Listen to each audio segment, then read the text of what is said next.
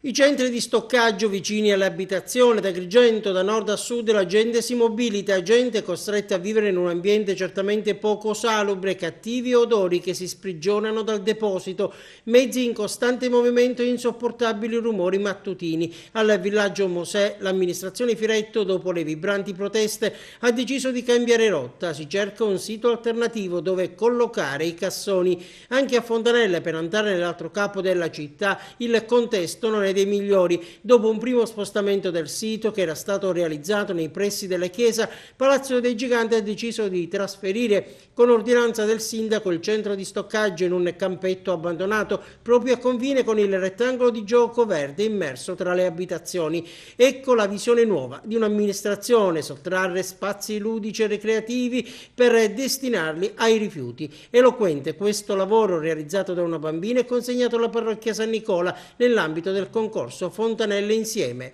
A metà aprile l'assessore Amel aveva assunto un impegno: una decina di giorni e provvederemo. Di giorni ne sono passati una sessantina, nulla è cambiato. Il sindaco Firetto ora puntualizza: stiamo lavorando. Ai posteri l'ardua sentenza e intanto continuano le operazioni di bonifica straordinaria del territorio. Gli operai e i mezzi speciali della SEA sono entrati in azione in piena Valle dei Templi per ripulire da tonnellate di rifiuti l'isola ecologica creata dall'ente parco, dove vengono conferiti tutti i rifiuti che vengono prodotti e raccolti all'interno della valle e dell'area archeologica. Solo qualche giorno addietro un'altra maxi bonifica era stata effettuata dalla SEA all'ospedale San Giovanni di Dio di Contrada Consolida.